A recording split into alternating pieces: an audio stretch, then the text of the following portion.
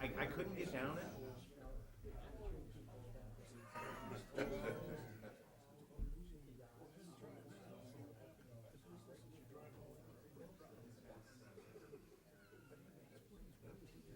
I could just tell that.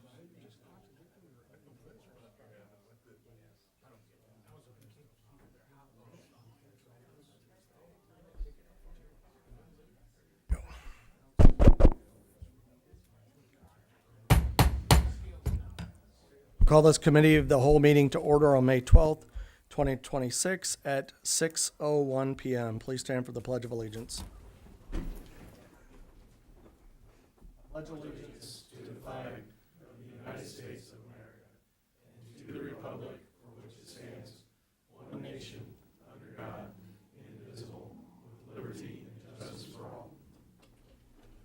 Okay, we'll start out with public participation.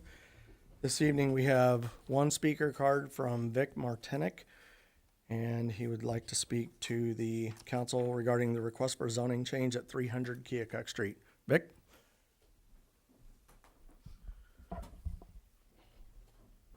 Thank you, Mayor and members of the council. I just wanted to come and express reasons why I voted to recommend approval of this zoning change.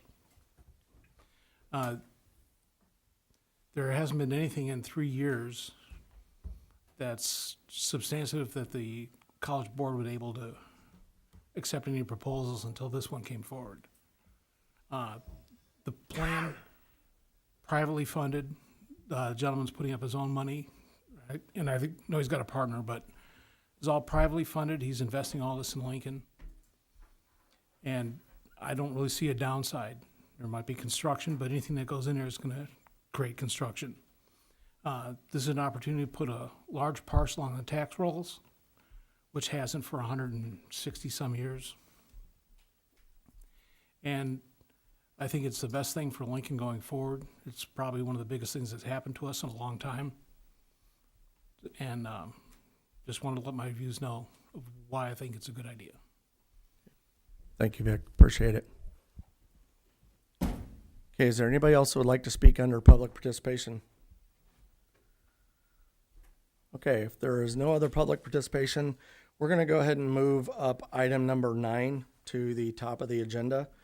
So we will start with item number 9, PC 2026-02, request for zoning change at 300 Keokuk Street. Mr. Woodhull?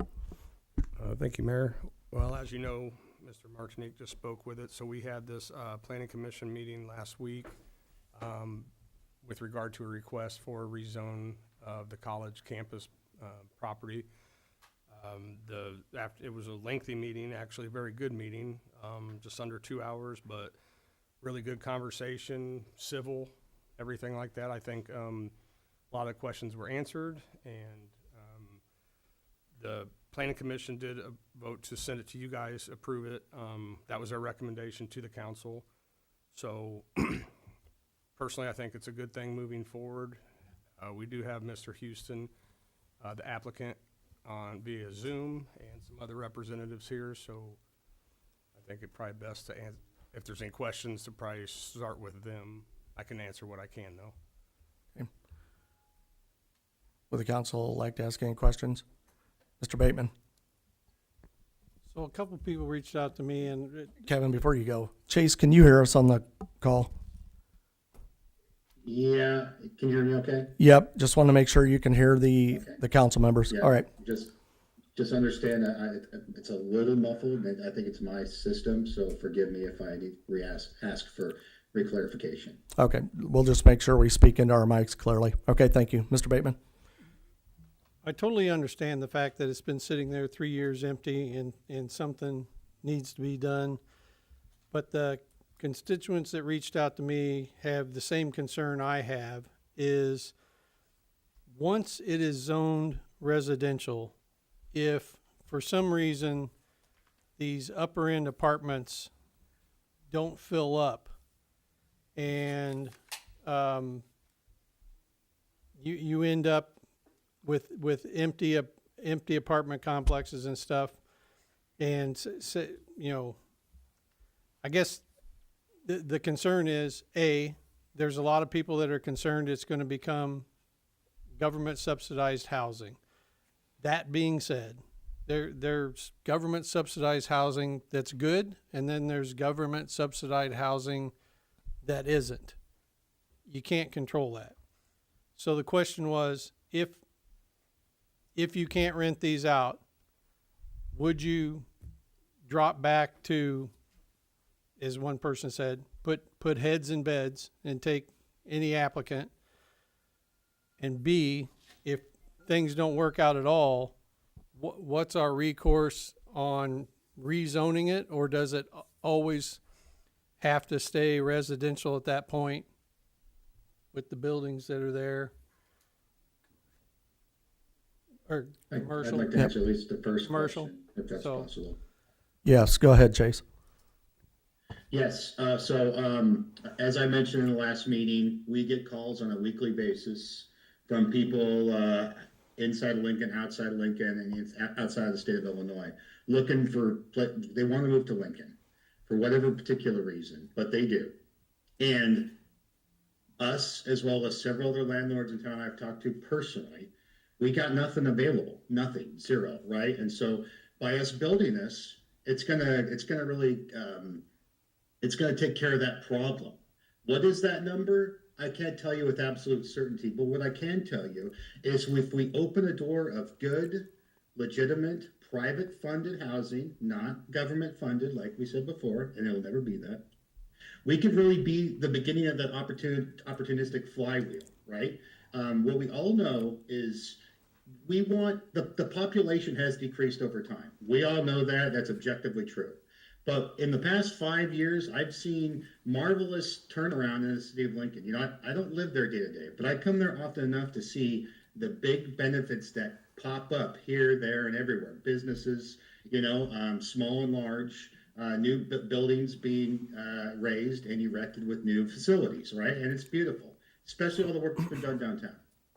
But to really get new people into town, it's so cost prohibitive to build new houses.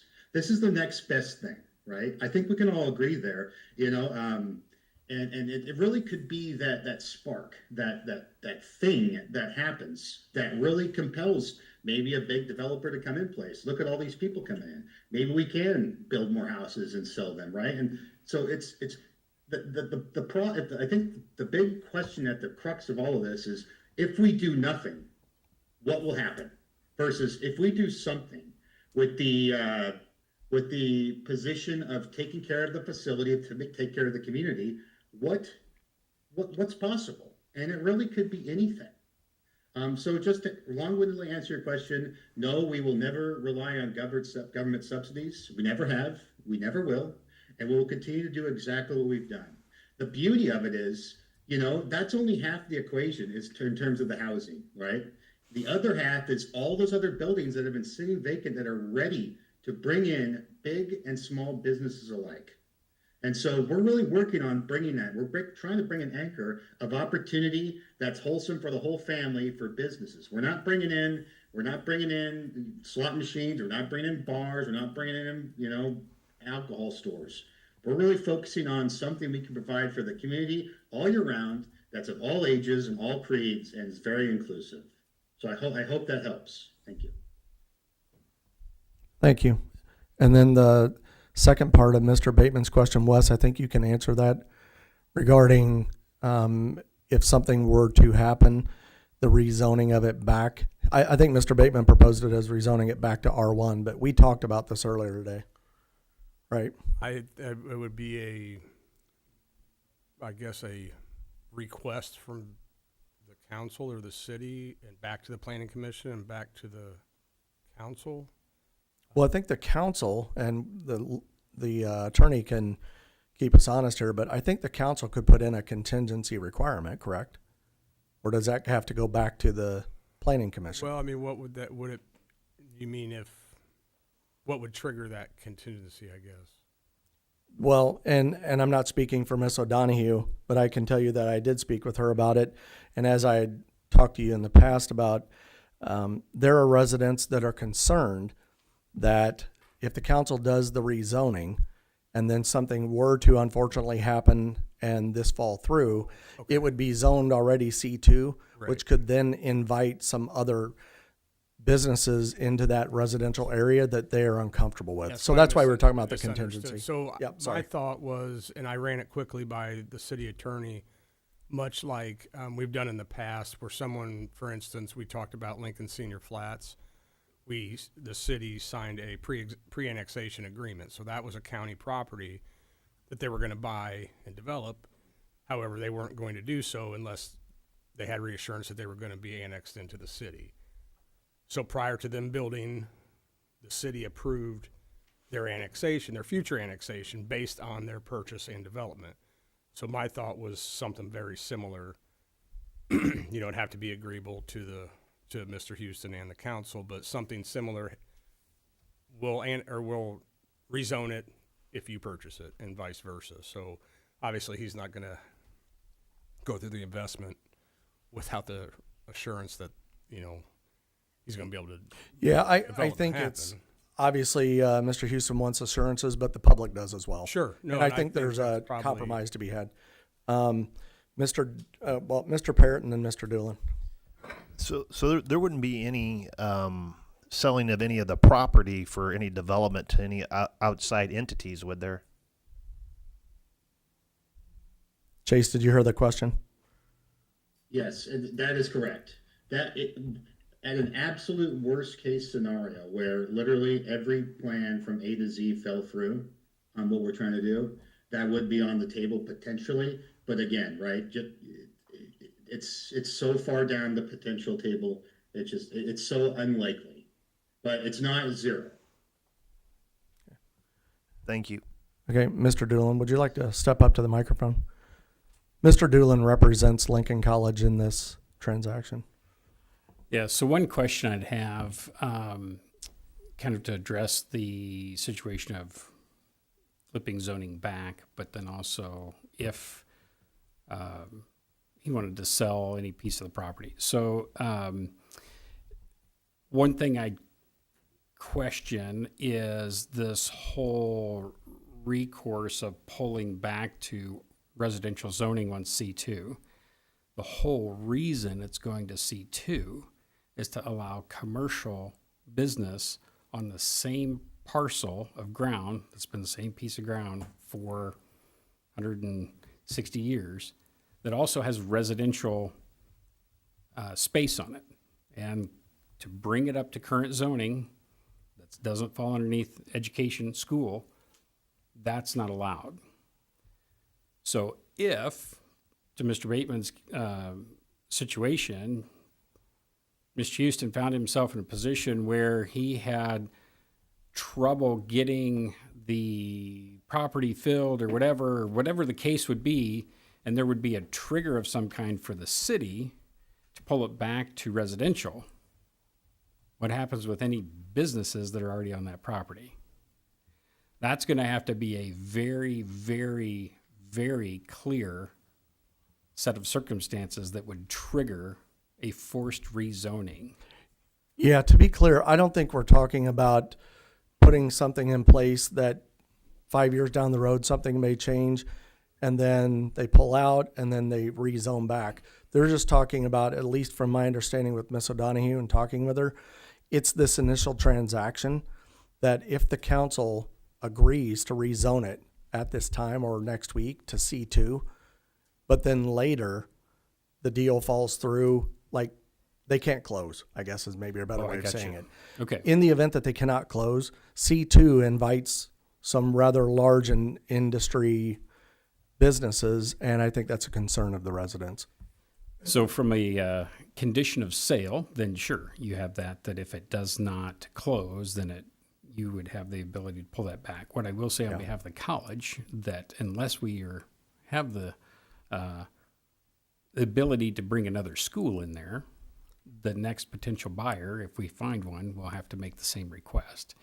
It would be much more advantageous if the deal were to fall through to have it as C2 for the marketing of that property. But I understand what you're saying. So Yeah, I think at that point, though, it becomes, and we've talked about this, but I think it becomes an unknown in the event that the Intended college use. can not maintain the property any further, let's say if it goes into bankruptcy or something, now you've got somebody that we're not really familiar with could purchase the property, it's zone C2, and then potentially wreak havoc on that neighborhood. That's really the concern.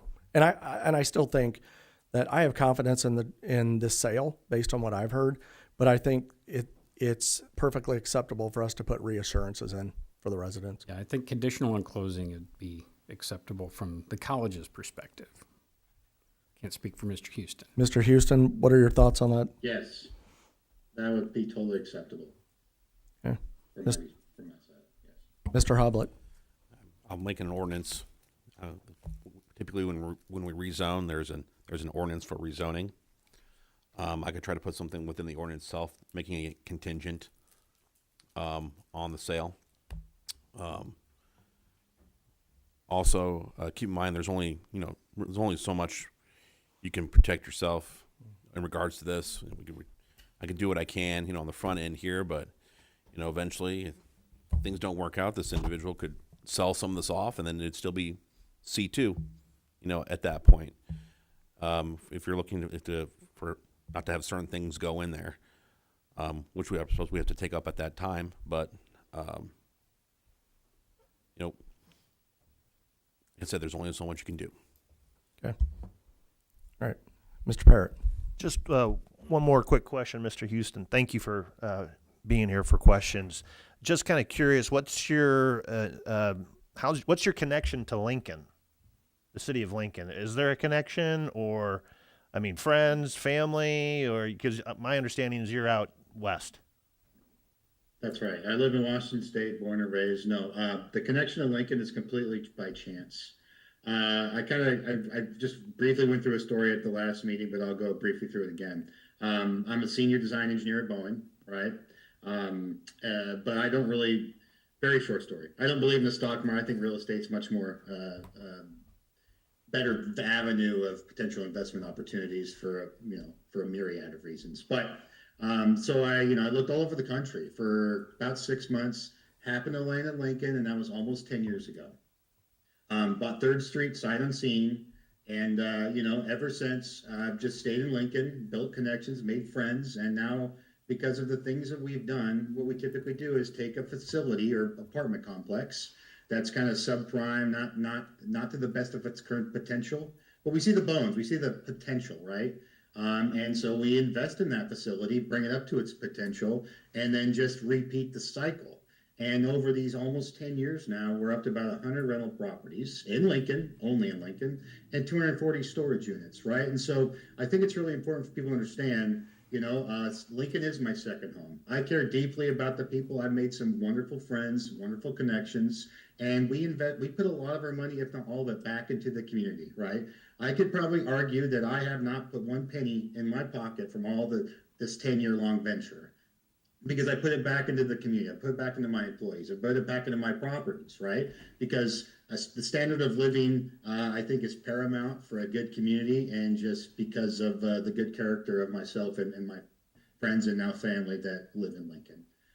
That being said, this is really just kind of the next step, and really, if Lincoln fails, I fail, right? And so people all argue about diversity, but Lincoln's my diversity, right? So I'm pot committed to this community, to this deal, to this board, and everyone in the community. So, I hope that kind of helps paint the picture a little bit. Yes, thank you so much. Appreciate that. Yes, sir. Thank you. Other questions from the council? Mr. Becky? Thank you, Mr. Houston, for being here tonight. Just a couple general questions at the beginning. And it was said here tonight, Mr. Senek said this was putting your own money in this. Now, are you doing this as an individual, or as a LLC or S corp or some other company, or you have another investor? I understand it's also involved with you with this, and is that person part of a company to kind of see where the responsibility comes? Because if you have a partner, y'all going to have to agree on if, Lord, God forbid something would happen, that you'd have to sell or do something and parcel it out. Yeah, no, me and my partner have been in talks since November. It will be an LLC. And just, if you guys want to look it up, assessor's webpage, all of my property is sole proprietor, so I own all them outright. But at something of this magnitude, just, look, we've never had any compliance problems, never any of that stuff, but something of this magnitude, I think is just, inherently smart to make an LLC, just to protect my family. If, who knows? At this level and this size, statistically speaking, things do and can happen, right? And so the plan is to make it an LLC.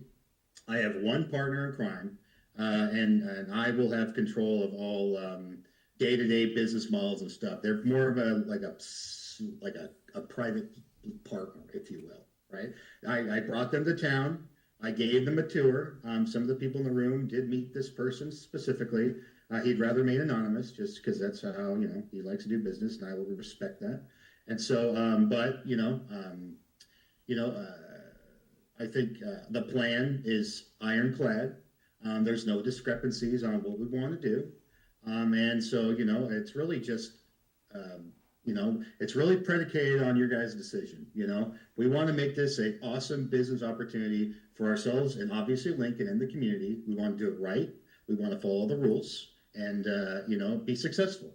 And so it's so important for your guys' blessing on this, because it's not a good financial business model if we can't use the buildings to their best and brightest opportunity.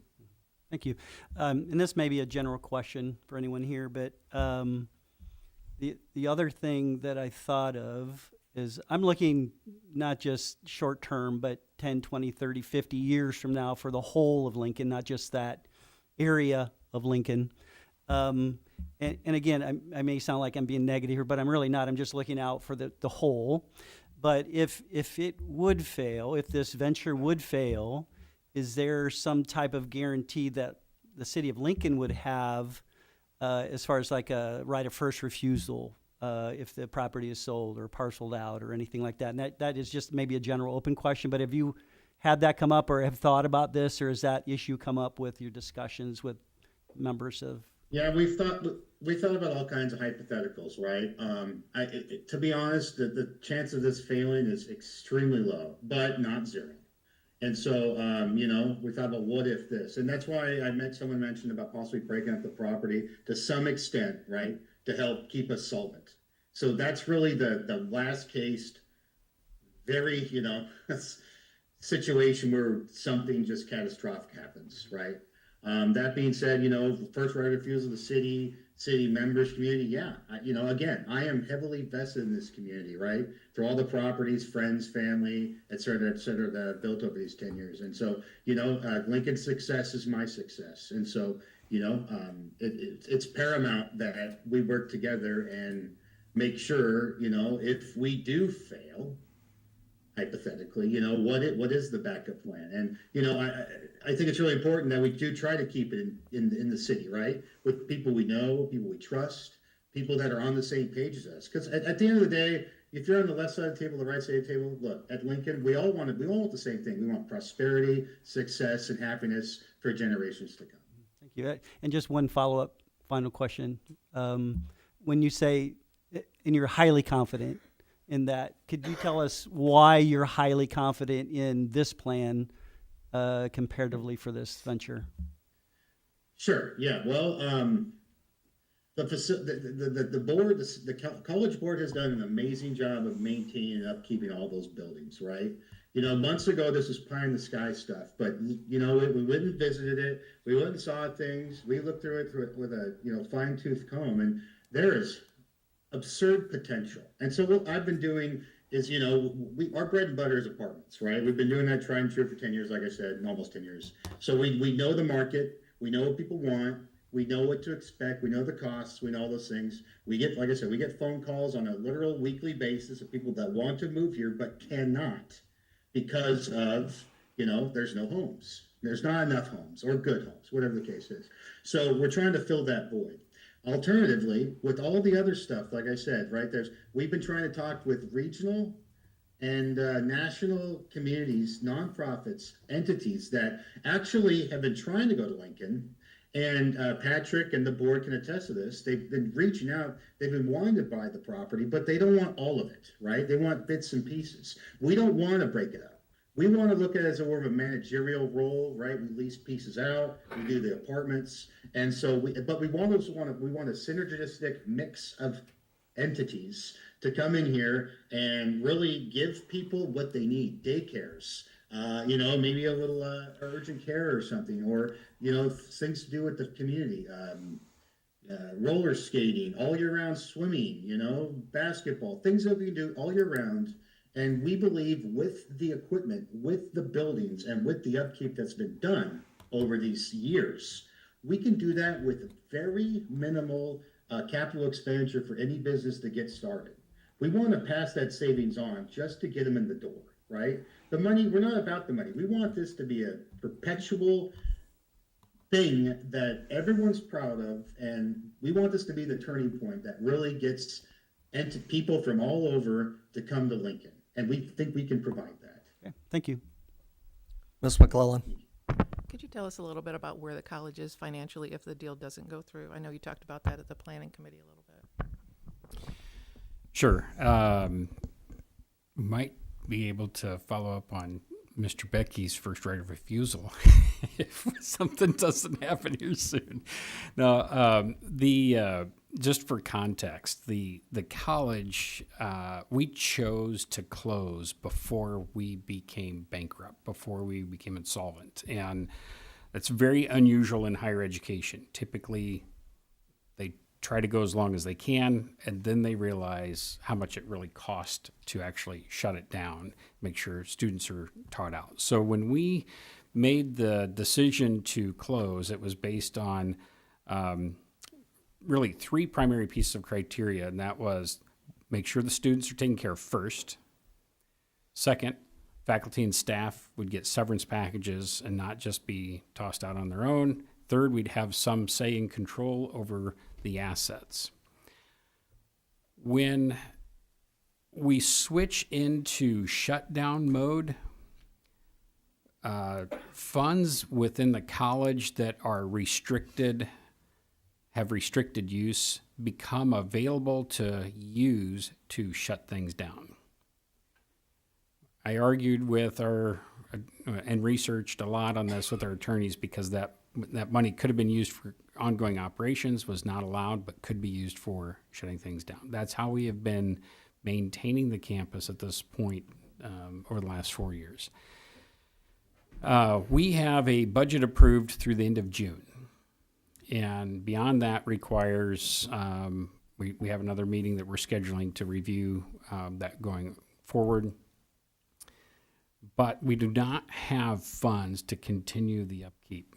And it's down to the bare bones that we can do now. In fact, we're paying security to be on site to, certain days of the week to monitor things, catch things. It's just very expensive. Talking this morning, based on the events of last early Saturday morning when that fire, is it something that we need to step back up?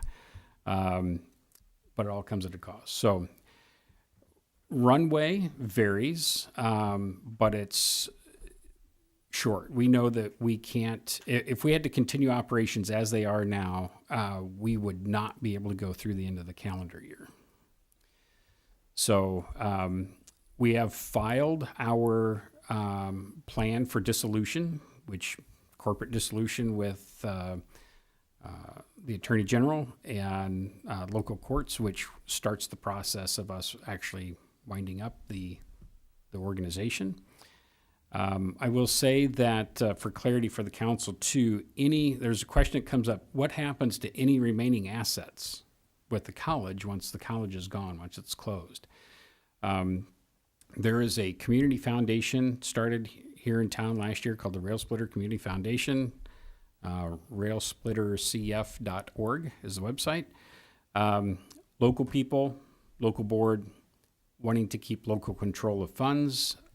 The majority of the assets that were not earmarked for other reasons will go to the community foundation so that it can continue to drive economic and community prosperity through its different activities, just like Sangamon County and McLean County all have community foundations. So our runway is short. I will add that we had a deadline. If we did not have a signed agreement by a particular deadline, that we were going to go to auction with the campus. The auction house was selected, the preliminary paperwork was done, the price was set, the auction date was set. And Chase, all we had to do is execute the agreement, and it would have been auctioned about right now, actually. I think it was somewhere in the 8th to the 12th range of May. And but with an auction, we have no control over who buys it, where they're from, what they're going to do with it, how they're going to maintain it, how they're going to treat it, whether they care about the historical value of it or not. Thankfully, Mr. Houston stepped up, and we got an agreement in place before that deadline was triggered. So to answer your question, the next step, if the deal doesn't go through with Mr. Houston, would be for us to go back to that auction plan. One thing I did want to say that came out of the planning meeting was some of the board members of the college have been using their own funds to maintain the grounds and things like that too. So that's how passionately they care about the campus and keeping it together. And so, Mr. Hobble had his hand up, and then Mr. Becky. Sir, could you, for my ordinance, I'm creating it, says the ordinance will be effective upon your LLC's acquisition of the Lincoln College properties. Would you mind, I need to put a name of said LLC in there. Do you have a name picked out yet for your LLC?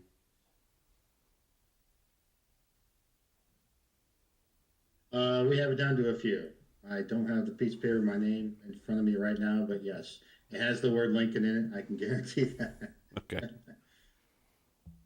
All right. Well, perhaps you can, if you're going to have that figured out soon, I can give you my email. It's simply cityattorney@lincolnil.gov. I can provide you his as well. Okay. Thank you. Okay. Mr. Becky. I can get that to you in the next day or two. That's not a problem. I just forget. Apologies. Mr. Julian, I have a quick question. On the historical buildings, I know the assets, the content and the cash and stuff would revert to city, I guess, at some point with dealing with the museum. But with this property, with this sale, is there any protection of the actual historical buildings or things that are on, or is that once that's sold to Mr. Houston at that time, he can do whatever he wants to any of the buildings at any time, or is there any federal, state, any type of historical protection for any of those structures? It's a good question. University Hall is the oldest building, is the most historic. It's on the list of it's on the National Historic Register. So any changes that occur with that building have to go through approval by historic preservation. Does that include, like, even the type of paint or the structure, the material used? It has to run through a federal guideline in order for that to be inside or outside for that to be done? Inside, I'm not so sure about. Definitely outside. I'm not familiar with the particulars there, but I know that any changes that we were going through, and we were replacing the windows and doing the tuck pointing on the brick over the years, and everything had to be approved. We had to have plans and everything approved. The other buildings are not on the registry, so in theory, most of which are not historical in nature. There's some contents that is of value, like the statues, right? And so the board and our preliminary discussions with Mr. Houston were very clear about those being preserved or being even donated back to the museum or to the city at that point. And, we had kind of worked through all of those particular pieces that were of any concern for us, and everything's in good shape. So I just want to follow up to Patrick's comment. You know, you guys have an amazing amount of rich history that Washington State, we just really don't, right? And I'm not a historian, but I respect the beauty and integrity of it. And so, you know, it'd be one of my core tenets to preserve and beautify anything of historic value. And and that's really a big selling part of just this whole property is the beauty, the history, and everything in behind it. So, just wanted to say that. Mr. Doolin. If I could layer in one more quick comment. So one of the values that we had as a board of choosing to close when we did under our own timeline, our own guidance, was having some say over how the campus was repurposed. Meaning we've had a lot of interest in this campus. People don't think there's people interested in coming to Lincoln. I tell you, we've had a lot of interest in this campus. Not all of those are good opportunities for Lincoln. And those were vetted out. And because it's privately owned, we could choose whether we wanted to pursue those or not. And I won't get into the details of all of them. Those that were beneficial for the college, beneficial for the community, continued down their path. Organizations that wanted to come in for value of land only were not entertained. You know, no one wanted to come in. We didn't want anybody coming in and just parceling it off, selling off the frontage on Keokuk and knocking down all the buildings that they could and doing whatever. So it's through that vetting process that we took our time and found the deals that we thought were best aligned for the community as well as for the college. Any other questions for Mr. Houston or Mr. Doolin? Okay. Is the council in agreement to place this on the regular agenda for next week? With two things, a sales, condition of sales we'll have to work through, the attorney will, and then the first right of refusal that Mr. Becky brought forward. Okay, we'll place that on the regular agenda for next week. Don't go anywhere. Okay. Chase, we're going to place that on the regular agenda for a vote next week. If you could stick around, though, you may be needed for the next conversation. Okay, thank you so much for your time. Yep. Okay. Take care. Good night. Hey, Chase, don't go anywhere yet. Hold on one second.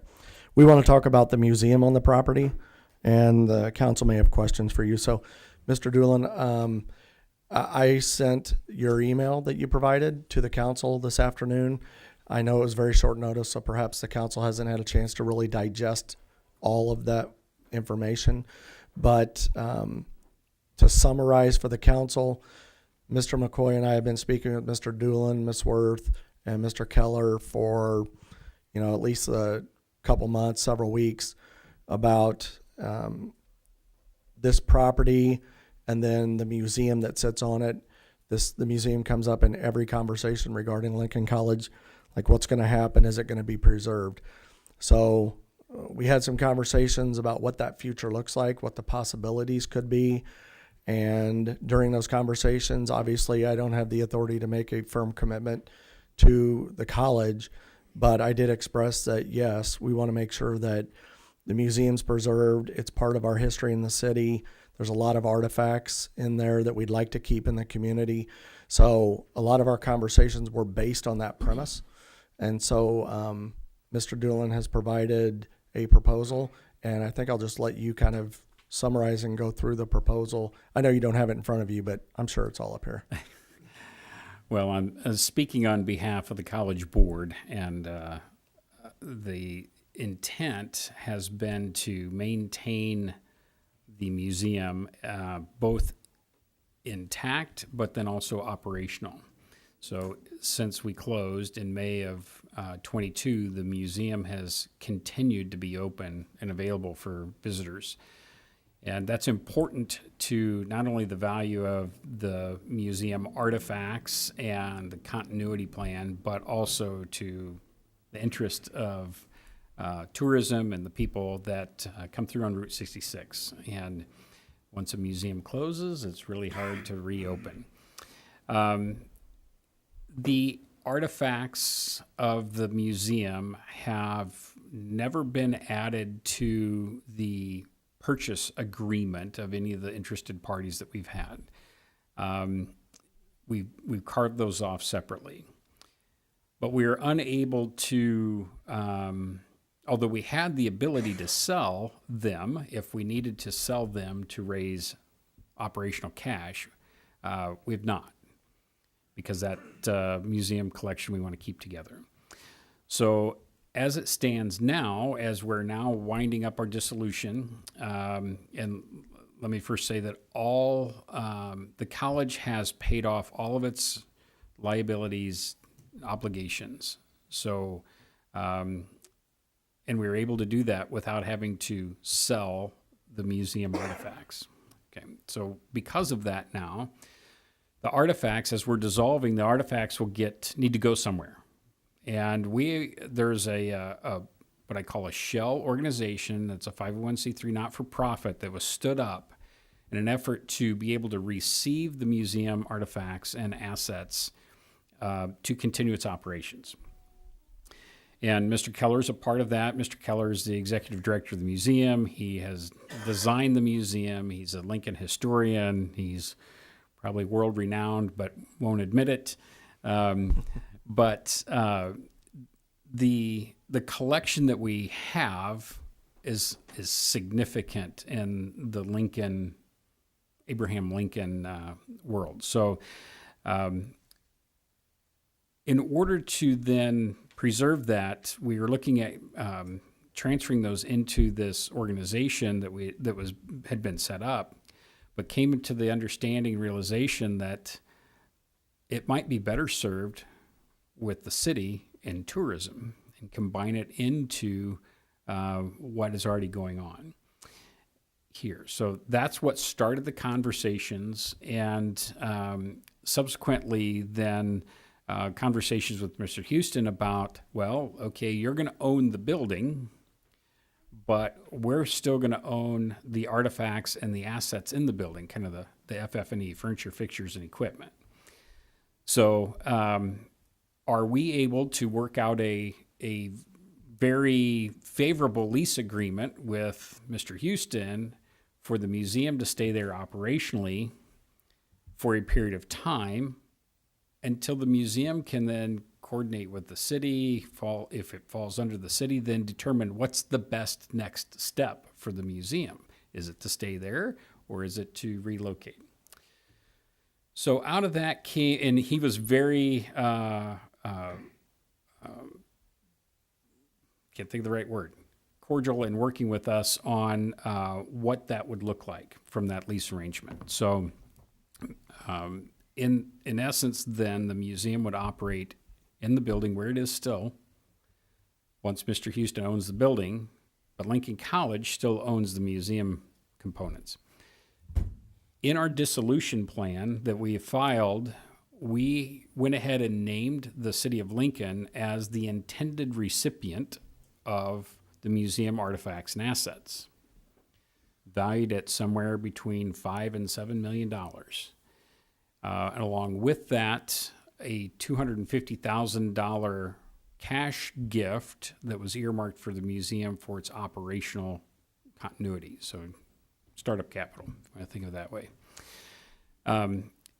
So the board approved that, and we sent that off. Now, if the city chooses not to receive the assets, then we can amend the plan. It's not like you're locked in. But the intent would be for the city to receive it, keep everything here, keep it operational as is, and fold it into tourism and everything else that's going on that we have good going on with the existing new museum and everything else. Then we got into timeline. So since the college is running out of money, since we have a budget approved in end of June, we started talking about, does it make sense for the city to take over operational management of the museum by July 1, take Mr. Keller onto the city payroll for that same time period, But since you guys already have a budget passed and approved, we could, although we can't distribute the $250,000 gift until our dissolution is approved late fall, we're guessing, we can draw against that gift so that it is not, minimizes the cash impact and budget impact to the city. At which time then, when the transfer of ownership does occur, then everything just belongs to the city and transfer the lease to the city, or the city renegotiates the lease with Mr. Houston at that point. So what that does is keeps the museum going. Another reason why that's important is I shared why it's important to keep the museum going, but once we hit our dissolution, once our dissolution plan is approved, we can only continue operations for winding up the affairs of the college. And what it may require us to do, Attorney General may say, no, you cannot run the museum. So that's what kind of set this in motion for, okay, we need some sort of operational management agreement or some kind in place to keep it going. So that's kind of the crux of it. If the city doesn't receive the assets, they'll be distributed somewhere because the college isn't going to exist anymore. Can't, just like the property, you can't control where it is or what they're going to do with it, anything like that. So that's why we thought city was best to receive them, to preserve them. Did I cover everything in the email? Yeah, I was actually reading along. You did perfect. Okay, Mr. Parrott. So if the city, and this isn't for you, Patrick, necessarily, so if the city were to agree to this, then we would have Lexi Grove basically as an assistant to Scott, who is contractually hired for tourism. Yes. And then so we have Lexi kind of running that museum, and then we would have this museum with another with potentially Ron. So we would have basically another full-time employee of the city. As long as you're operating two separate museums in two separate buildings, you almost have to have an employee in both. Would that be, what would be the long-term, do we have a long-term plan in mind for if we were to take over the Lincoln Museum? Well, I'll share my thought on it, and Patrick and Ron can either correct me or not.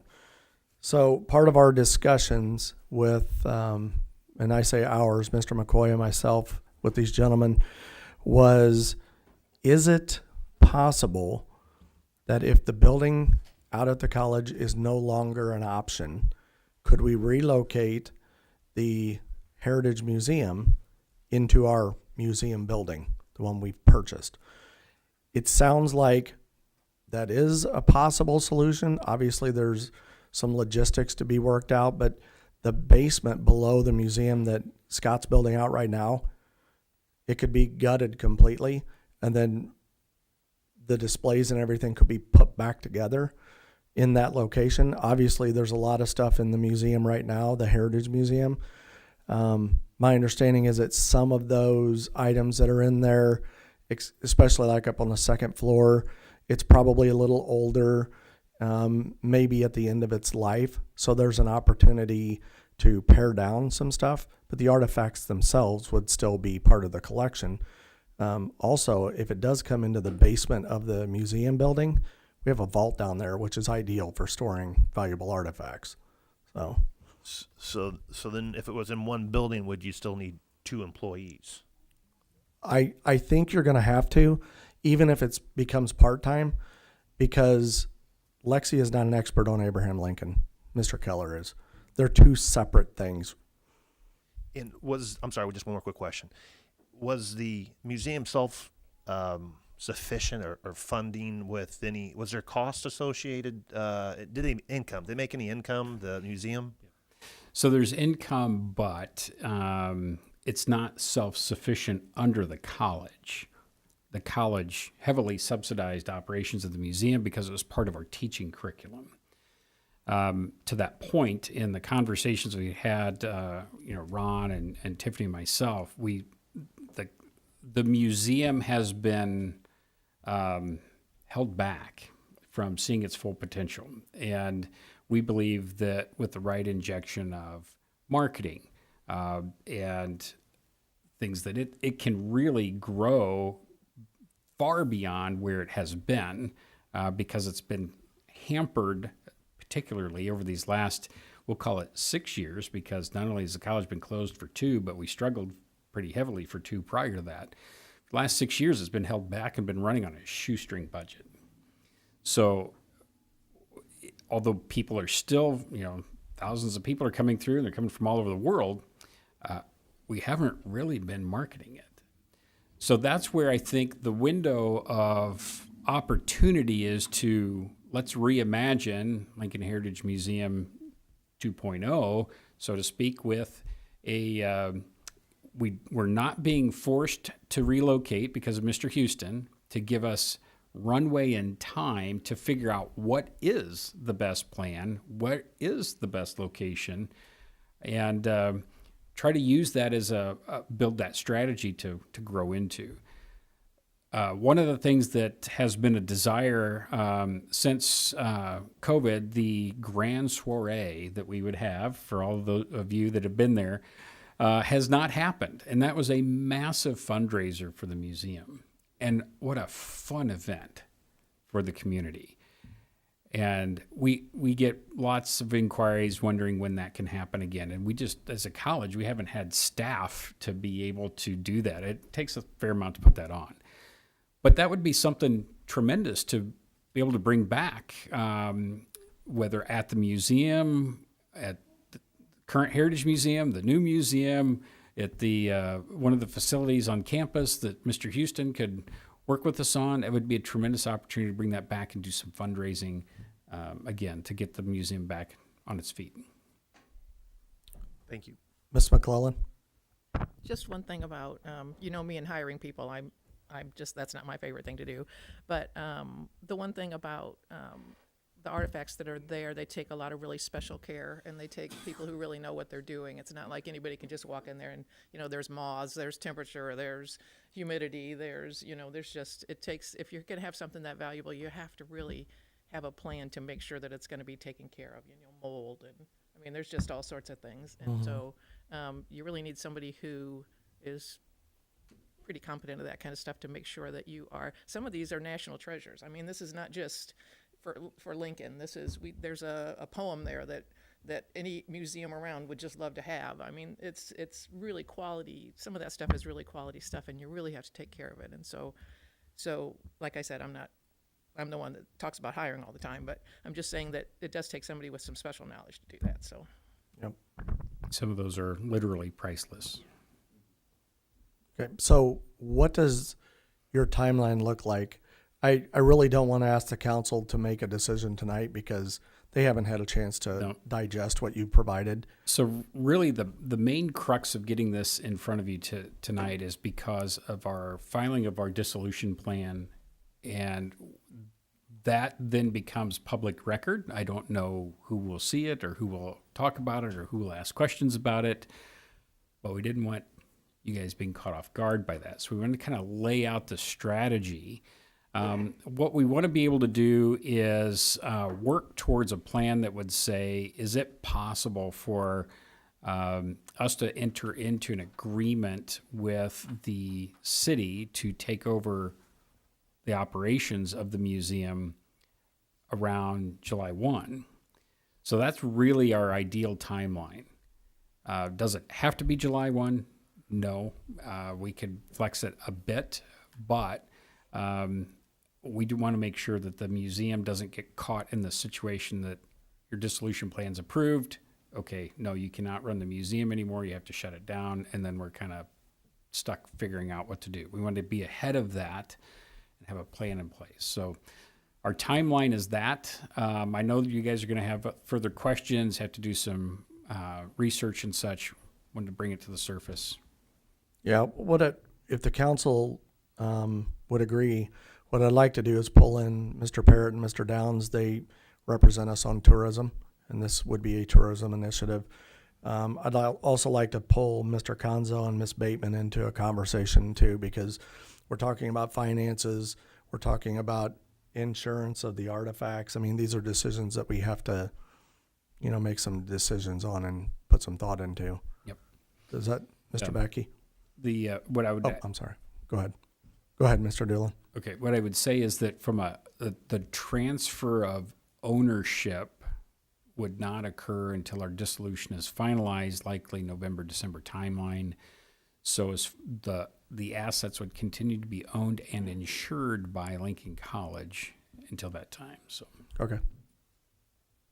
But if I'm understanding it correctly, your ask is for the city to then take over the operational side of things, correct? right, so Okay. which is mainly Ron. He's a handful. Good luck. You're welcome. Yeah, thanks. Okay, Mr. Becky. A couple questions. I was able to look at your memorandum, May 7. So your estimated budget currently is like $3,000 a month. And you said that the last time that the artifacts were appraised was like 20 years ago for 1.7 million, and now we're looking at 5 to 7 million. Is what it guesstimate. And I'm sure the insurance amount would increase to accommodate that. I'm thinking that building, I guess maybe I want to start with Mr. Houston. Do you have plans? What are your thoughts with that museum to leave it there? To what are you thinking on that part of it? No, I think, like you said, some of that stuff's priceless, and I would love to keep it there, right? I absolutely would. I'd love to work some kind of deal out that's advantageous for all parties, frankly. I don't know what that looks like, to be fair, but I would like to provide a very favorable option to kind of, be beneficial to the museum, to the city, and of course on myself. Would you agree that that museum, to me, and I've been in there many times, in the vault, that building was really made for those documents and those artifacts? I mean, I think hundreds of thousands of dollars were put into that building, security, humidity, all these factors. And if we would take those things and move them, we're going to have that expense as far as the city goes. So I agree, Mr. Conzo would have to be involved on that with just because it will be a budget thing. Also in the memorandum, it says that, temporarily, when I agree with the way you would put your notes together, that Mr. Keller would be the college employee, and then when that sale went, or if we did decide to take the museum as our own, then he would become a city employee on that basis. Am I right on that? Yeah, so the idea would be that he would become the city employee at the point you managed the operations of the museum, because then he would be under your oversight. So July 1st. And I think that would be a great, I mean, you have to have somebody to his caliber. I mean, that would just be a blessing to keep that there. But my vote, or my dream, that was to leave that there, not only because of the history of people going to that location, and then you got to relocate them to a different place. I just think that if it would work out, that would be an ideal situation, is to leave that there, lease that, have everything there to monitor what we have, and then decide years from now if we have to move it. But I don't see it as being outdated, any of the equipment. Like going through this thing, it's just like going through Springfield's Abraham Lincoln, Presidential Museum. I mean, it's that caliber. I mean, it is just a great asset to Lincoln. And I hate to see that all, separated and moved around. I would really love to see that there. Yeah. Yeah, and just to be clear, the idea of relocating it to the museum building that is ours was a last resort option. If we had no other option and we wanted to preserve it, that's what our conversation was. If we had to, could we make it work? And at the time when we were first talking to Mr. Houston, we didn't know where he was going to land on this. We needed to have a contingency plan if he came in and said, all right, I'm taking over and I don't want the museum there anymore. Right? Well, what are we going to do? It's not a simple task to move it. It's not inexpensive to move it. But thankfully, that's not the case. And the museum may never have to move, but that's where there's at least time to evaluate what we want to do with rethinking the museum, or what you may want to do with rethinking the museum, how you want to weave it together. But it would be costly. We just replaced equipment for humidity control in the vault this last fall, I think it was. Not an inexpensive piece of equipment, but you had to do it. We had to figure out a way to do it. And so all that would stay and obviously already be intact until some point in the future. Okay. Anything else? Mr. Keller, did you have anything you wanted to add? Okay.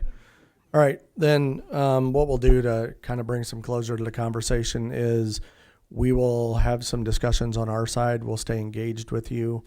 I know that July 1st is right around the corner. So we'll try to meet as soon as possible on our side, and then we'll be in touch. Very good. Okay. All right. Thank you. Thanks. Chase, thank you for dialing in tonight. Appreciate it. Have a good Thank you, evening. everyone. Y'all have a good night. All right. Okay. Moving on. All right. Let's go back up to item number 4 on the agenda. Item number 4 is request to permit Lincoln Community High School Homecoming Parade, Friday, October 2nd, 2026. Ms. Bateman? This is a regular homecoming parade that the high school has every year. It's the same route, I believe. Starts at 2:30 on October 2nd. Questions for Ms. Bateman? Place it on, Mr. Parrott. So this is just for the route, but not for like any closures for any painting on the roads or anything right yet. They'll come back later to do that. Well, This is the closing of the roads for the parade. The painting thing comes from another group. The whitewashing. Yeah, the whitewashing, that comes later. Mr. Hammer always gets this in before he's off for the summer. So okay. that's why Yeah, it's so I gotcha. early. Good old Chris. Okay. We okay placing this on the consent agenda? Okay. Place item number 4 on the consent agenda. Okay, next up is item number 5, Veolia CPI increase. Mr. Mason. That time of year again. Sorry about that. It's that time of year with May. We go in and look at the inflation rate for utilities. Where the total number is 14,000. Where's my notes here? 14,505 for the year equals out to $1,200, a little over $1,200 a month. Questions for Mr. Mason? Regular agenda. Okay. Place item number 5 on the regular agenda. Mr. Conzo. Point of clarification, Mr. Mayor, exactly what is $1,250 that you were saying? It was, I believe it was the increase amount that was Per month. proportionally Per divided. Yeah. I see, okay, I got it, thank you. Okay.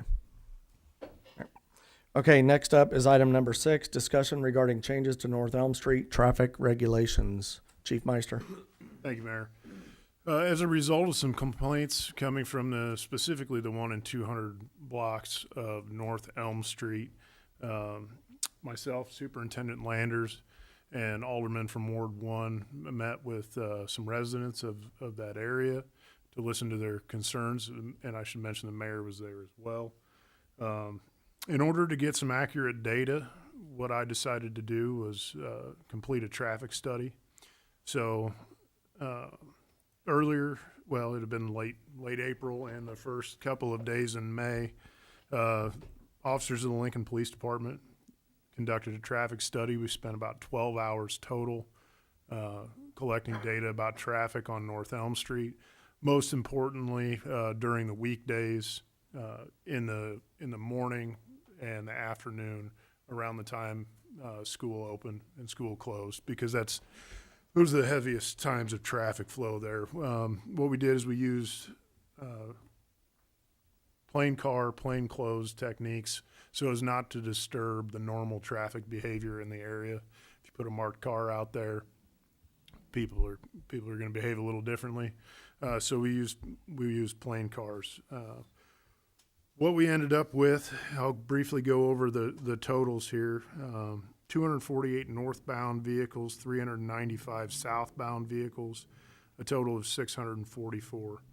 The northbound average speed, and this is a 30-mile-an-hour speed zone right now per our city code, and that's from 8th Street all the way up to Woodlawn. The northbound average speed was 24.3 miles an hour. Southbound average was 25.4 miles an hour. Total above the posted 30-mile-an-hour speed limit were 75 of the 644 cars. The average speed of all vehicles traveling above the limit, those 75, was 33.5 miles an hour. That's 3.5 miles an hour over the speed limit. Top speed that was recorded was 46 miles an hour. It's 16 miles an hour over the speed limit, and 5 of the 644 vehicles are traveling 40 or more miles an hour over the speed limit, which is 10 miles an hour over the limit, posted limit. So what that data tells me is that speed is not a significant problem on that stretch of North Elm Street. Those numbers, percentage-wise, are really low. But in observing that traffic, we can definitely agree that there is a unique area on Elm Street that is of concern. That's the slim area between 8th Street and 10th Street on Elm. The lanes narrow there and don't provide much wiggle room for cars, especially when they pass each other going the opposite direction. It also doesn't provide much area for foot traffic, although there is a sidewalk provided in that area, and legally you have to be on the sidewalk if there's a sidewalk available instead of walking in the roadway. So my recommendation is for you to consider a couple of options. One, I think it's appropriate to reduce the speed limit from 30 miles an hour to 20 miles an hour in between 8th and 10th Streets, that narrow section of roadway. I patrol that area frequently, and that's about the speed I travel. I think it's reasonable to drive about 20 miles an hour in that area. And then where the roadway widens out and parking is allowed, it's still a 30 right now, but I would ask you to consider the recommendation of reducing that by 5 miles an hour and going to 25. And then finally, we discussed the option of changing the traffic regulations to a one-way traffic flow only. And my suggestion would be, if that is done, to make that northbound travel only. That's from 8th Street toward Woodlawn. Reason being is if you're coming from Woodlawn going south, you have several blocks to gather speed, right? Vice versa, coming from 8th, you're already in that narrow section of roadway and you're starting off from nothing, pretty much, from your turn onto Elm from 8th Street. So you're at very low speed. So those are your options that I wanted to provide the council, but I also want to mention the effects that may have on surrounding streets. Limiting traffic to northbound only in that narrow section will have an effect on traffic on 10th Street, which will be the last street that you can turn east or west on. It will have an effect on Union Street. More people are going to travel that street. And it will have an effect on College Street. More people will choose to utilize that and completely avoid the one-way traffic area. I know this because I live in that neighborhood, and I used Elm Street to travel to and from school to pick my kids up. So, because I like to avoid 8th and Union. Everybody knows why. It's busy. There's a lot of pedestrian traffic. It takes a while to get through there. So, it will have an effect on the neighborhood. The positive effect is for those on the 100 and 200 blocks in North Elm. The negative effects could be the increased amount of traffic on the roadways other than that. Mr. Parrott. So just for clarification, so from 8th Street to going north, it'll be a one-way to 10th Street. And Correct. Then it would go back to a two-way. Two-way traffic. Two-way traffic. Thank you. Mr. Bateman. That's your second option. You would like to reduce speed first. All of those options are recommendations for you guys to consider.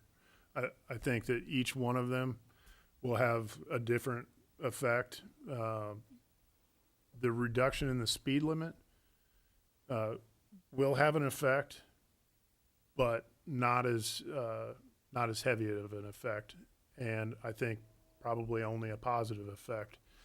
The change of two-way traffic to only one-way will have both a positive and negative effect, depending on where you live. If you live on Elm, it'll have a positive effect for you. If you don't live on Elm, but you live nearby, it will have a negative effect with increased traffic flow. And if you use Elm on a daily basis, it'll have a negative effect of causing you to change routes. That's what I'm getting at. I personally would like to reduce the speed and not make it one way, based on what you said, that speed isn't the factor, but adding a lot more traffic onto the other wider streets, that if you did a traffic study on Union and you did a traffic study on College, you'll probably find that speed is a higher factor on those two streets, and then you're going to be adding more cars that are also going to be going faster. That would be my thing. I would agree that likely speed is a higher factor on those streets as well, but reducing the speed limit to 25 and 20 when your average speeds are 24.3 and 25.4 likely isn't going to change behavior in the area a lot. So, yeah, real quick, Steve. One of the things in this neighborhood that we didn't talk about was in this narrow section between 10th and 8th, the houses were built very close to the road, like almost right on the road. One of the family members, they were there the day that we were out there. They were very concerned because it's a narrow road, could cause issues with spacing with vehicles, and their children are playing almost right next to the road. I live on that road. Well, not on Elm, but I live on 9th. I think Steve and Robin and I all live in that area. And I know I would be inconvenienced because my wife will tell you, I like to go down to Elm, turn right, and go to Woodlawn. So that would mean a pattern change for me as well. But I think the safety issues that are down on that road warrant at least the reduction of speed. And I truly believe it warrants reducing it to one way, because in observation, we were only down there on that Saturday for an hour, and a large majority of the traffic was going from Woodlawn to 8th Street. Very few cars were coming back the other way. So reducing that down to a one-way will reduce and minimize traffic on the road, make it a safer path. And we also believe that if we do reduce it to one way, there's room to paint a white line on the side for like a bike path. Because another concern in this area is, and I just saw it yesterday, is people, that sidewalk may be on the right side of the road, but people are constantly walking on the road between the concrete wall that's on the side and the cars that are traveling. It's an accident waiting to happen. It's an injury waiting to happen. Mr. Parrott and then Ms. McClellan. Yeah, just a couple things. It does get really narrow, and there's a lot of times, people have to yield to one another's, the speed, when they're trying to navigate that little jog there. And I know because I drive it every day. So it will be a little bit of an inconvenience. As far as the sidewalks, there's places on Elm that don't have sidewalk. Sometimes it may be overgrown with grass, maybe in some areas, but I'm pretty sure some of that on that strip from 9th to 8th, there is not a sidewalk. And I don't know if there's a possibility of getting one on there or not. Is there? I'm trying to recall, because I know there are a lot of times I have to, if I'm trying to get to 8th Street, I'm walking my dog in the road because there's not a sidewalk. A lot of people and walking then that road. before you start to answer that, Walt, Chief, the 47 miles per hour Was that a black Honda Odyssey or a black VW Passat? Because Yeah, I didn't take a picture of okay, it. okay, good, thank you. Miss McClellan?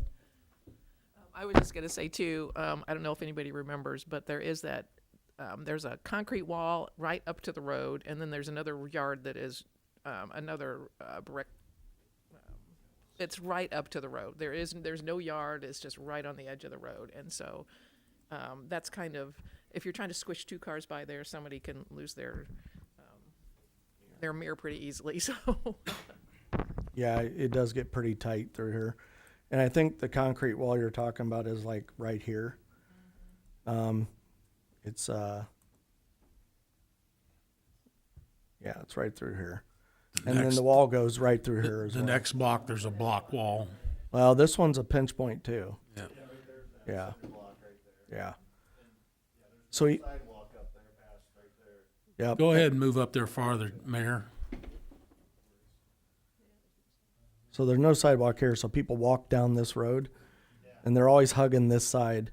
We think we can put a white bike path down this side, and then it would be a safe passage for people. There's a sidewalk further up. There may be brick underneath that grass too, that Let's just say, never That is possible. sidewalk has to connect to the other sidewalk somehow. It's just our typical overgrown. It's just a half block. Yeah. The rest of it. But I mean, as you could see before I went down this road in the Zoom, the road between Woodlawn and 10th Street is this wide. This road goes down to this. And I don't know why, it's just dumb luck. But almost every time I drive down that road, without fail, I will meet a car at the jog in the road. It's like you pray that the person's polite and they'll stop, or you do, so that you can both get through there. And that's not even including with people in that vicinity. Yeah, and that's, to your point, Mayor, that's further complicated by that parking is allowed north of 10th Street, which it should be. The roadway is definitely wide enough to allow for parking and for the convenience of those residents there. But right there at that jog, it does kind of complicate matters. And also, to your point, related to the higher number of vehicles that are southbound, again, back to the data, 248 northbound and 395 southbound. So I think it says a lot. yeah. If you go back, the sidewalk's either there and overgrown, or it's only missing on that one house right there. Because as you can see, if you turn around 180, the sidewalk starts again. Yep. I also forgot to mention, I completed a 10-year traffic crash study as well. Only located 4 traffic crashes in our records on North Elm Street during that period of time. They were all between 8th and 10th Streets in that narrow section of roadway. 2 were personal injury accidents, 2 were just property damage only, and all occurred between 2016 and 2021. Okay. Mr. Downs. Could you repeat that, Chief? You said there's 4 accidents in 5 years? 4 accidents in the last 10 years and not one since 2021. Okay, thank you. Okay. That's what we want to do. Mr. Becky? I live in that area, and I have family in that area, so I travel that all the time, just getting to 10th.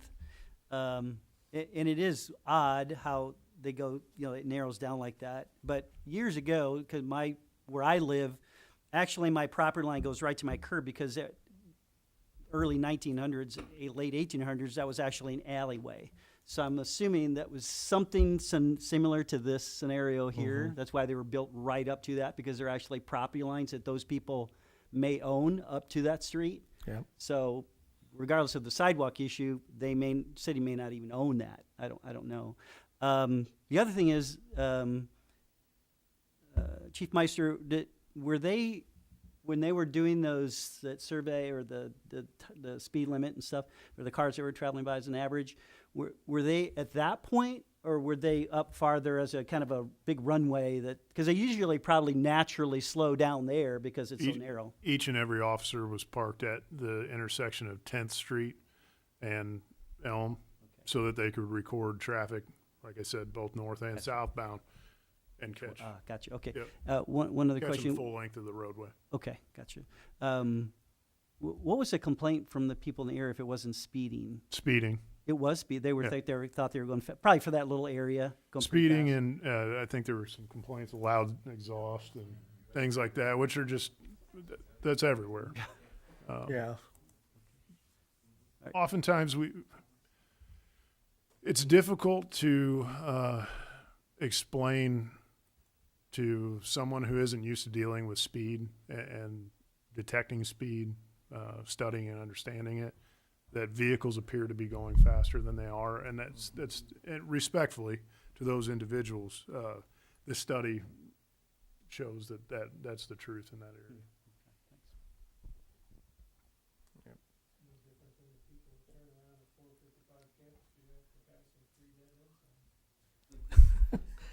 You just want to see your barn. Yeah, I personally believe, and I don't have a vote in the matter, it's you guys, but I believe that we need to take all of the corrective measures that have been proposed and implement them. I should I don't have a note vote. as well, I forgot to mention this. I polled 3 Lincoln police officers about the idea of the one-way traffic.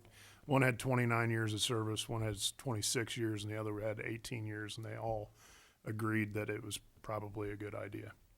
It's for what it's worth. To implement both the speed limit and the one-way? The question was only about the one-way. Just the one-way. Mr. Downs? Respectfully, I think that the one way is a bit too much too soon. I think that the adjustment of the speed limit is a more suitable option. I operate a group home very like a block away from that road. I drive that road every single day. I did twice today. All of my staff drive on that road. I've worked in that home or operated that home for about 20 plus years. I mean, I get it's an issue. It is. I could be one of your speeders that caught you there. Like I'm not joking. I mean, it's the narrow road's an issue. But I just think changing it to a one way is going to cause more problems than what it will fix. I think people. I'm hoping that the adjustment of speed is gonna solve the issue. I personally don't believe it will. I travel that road every day, and I can tell you, based on the people that came out and spoke with us, they are deathly afraid their kids are going to get hit by a car. In these houses, right in this area, they had their children out in the front yard the day we were there. It's awful close to the road. Mr. Anderson and then Mr. Parrott. I just want to confirm again with Chief Meister, in your data that you got, speed really wasn't the main issue. Is that correct? That's correct. Okay. Out of 644 cars, 75 of them above the limit at an average of 3 miles an hour over the limit isn't a significant Okay, thank you. problem. Mr. Parrott. So, two things just real quick. One off of Fifth Street, that one way, that little one way. What road is that? You know what I'm talking about? Clinton Street. Clinton Street. That's an annoyance to me. Are you talking about by the police Fifth station? Street. I'm State sorry, I was Street. thinking the Fifth State Street. Yeah, State Street. Oh, that's a pain. I hate that. I wish it could go both ways. So I'm kind of torn on this a little bit because this is my ward. Did we look at putting a stop sign like maybe at 10th Street or 9th Street just to slow traffic down? That would if you put it at 10th Street, that would definitely cause people, less potential for an accident. I don't know. I'm not in these studies, but to me it would seem less likely. And then it would also slow people down too. I'm going to let Superintendent Landers take most of this question, but we use basically a formula that's provided to us when we consider placing stop or yield signs. And one of the major things to consider, one is the amount of traffic going through that and whether or not it's a through street. This is not designated as a through street. Correct. So we have that policy in place that we look at. I can't remember the the four factors. I'd have to look at it, to be honest with you, to know what they are for sure. But I think accidents was a factor. More than 2,000 vehicles. The number of vehicles that travel that, and then visual. You know, if there's any visual impairments there that blocks the vision, and how many intersections come to a point at that location too. So, but if we followed that policy, I don't believe that it would justify a stop sign. And research shows that stop signs and yield signs generally don't resolve those issues. Which issue? Speeding. Which isn't really an issue.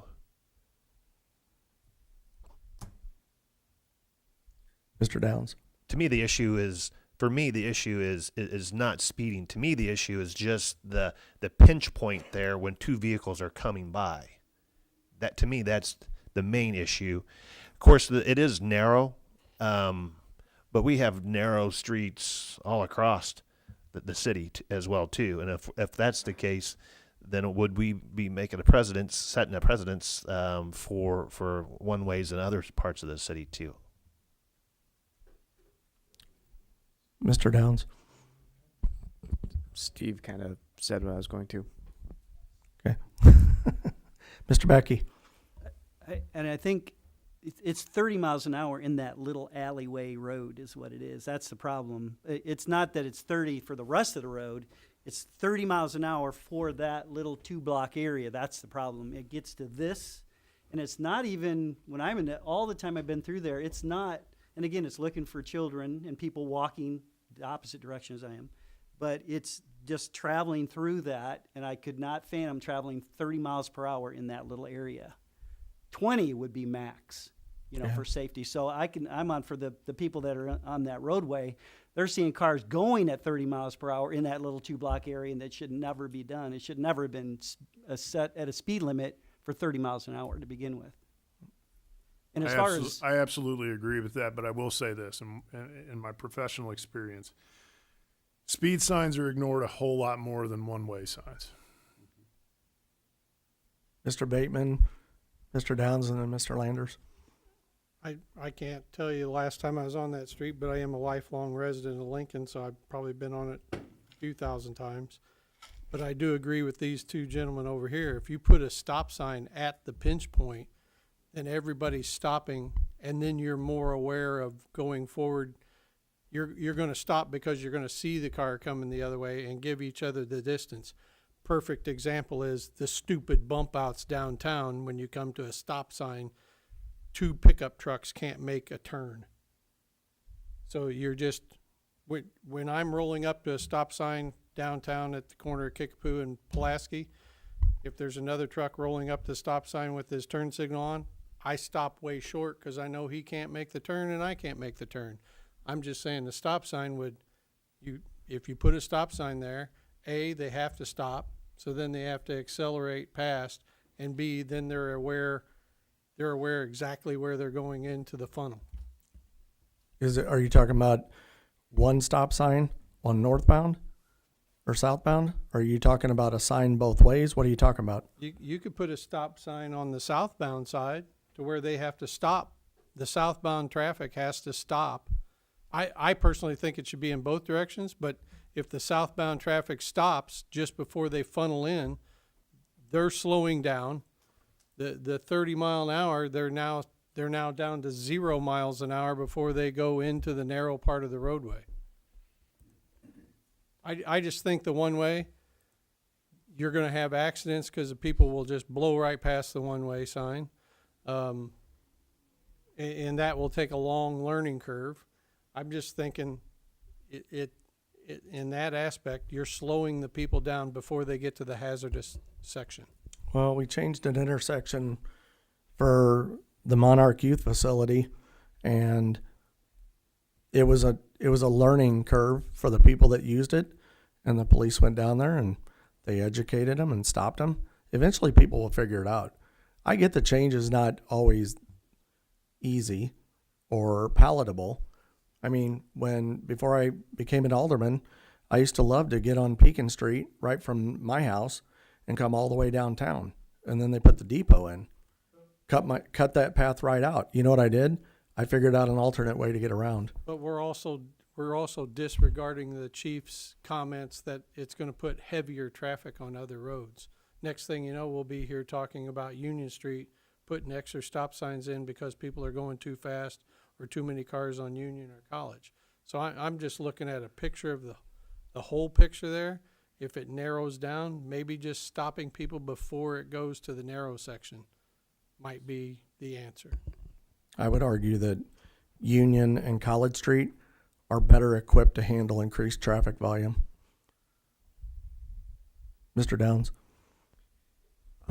Can we get some slow children at play signs if people are concerned about that? I feel like that would. I mean, I have my opinion, but I would defer to the chief of police and the street and alley superintendent on that. They recommend not using the child at play signs anymore. It's IDOT, Did they say why? because they think it encourages kids to play in the street. That's part of it. Yeah, I could see that. Okay. Mr. Downs? Okay. Mr. Landers?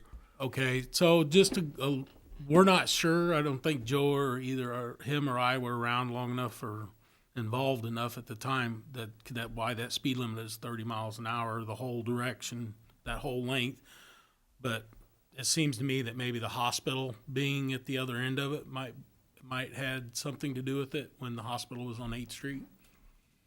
So we don't really know the historical part of that. Another thing, the concern I have with putting a stop sign and you were talking about putting a stop sign at 10th Street, correct, Mr. Bateman? Yeah. Right here? Concern I see with that is that intersection is offset. Right, it would be a three-way stop at that point. So stop traffic here, and stop traffic here. Yes, with the point being heading in the direction of your arrow, you're now stopping and being more aware that you're pulling into the most narrow section of that roadway.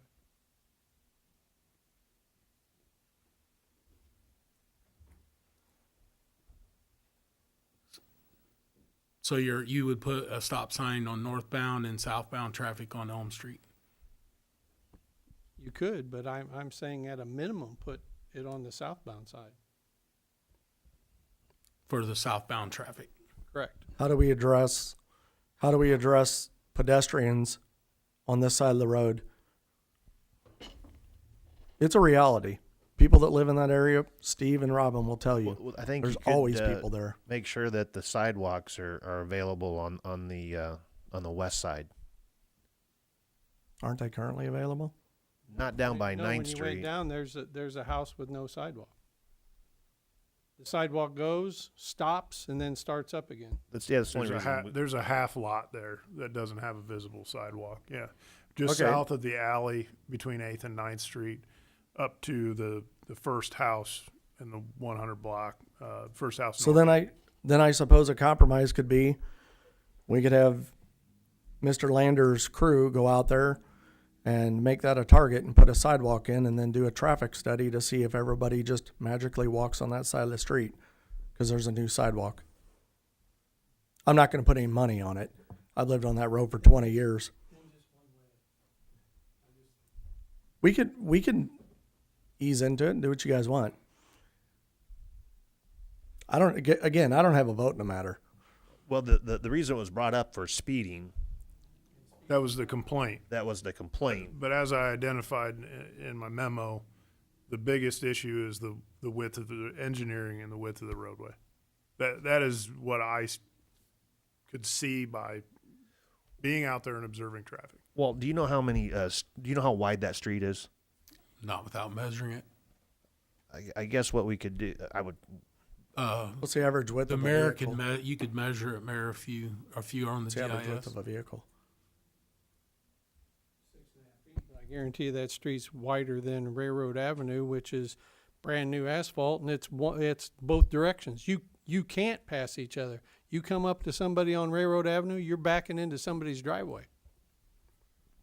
I bet that's, if the average is 6.5 feet, it's 13, you're probably 17, 18 feet width, I would guess that it's a little more than that. you think? Because two vehicles can pass, so You're probably at least 22, maybe a little more than that. Code is 32 feet. That's our current code. If you were building a brand new subdivision, your roadways have to be 32 feet wide. Okay, so what do we want to do here? Because I think some of us want to put this to bed. Mr. Becky? And anytime a situation like this is arises for me personally, I'm going to revert to the professional. And the professional is Chief Meister and those that were on his force that said one way. And in his letter, the first point, the best point, is changing it to a one way. Am I right? Is what you're saying, and what your experienced officers say?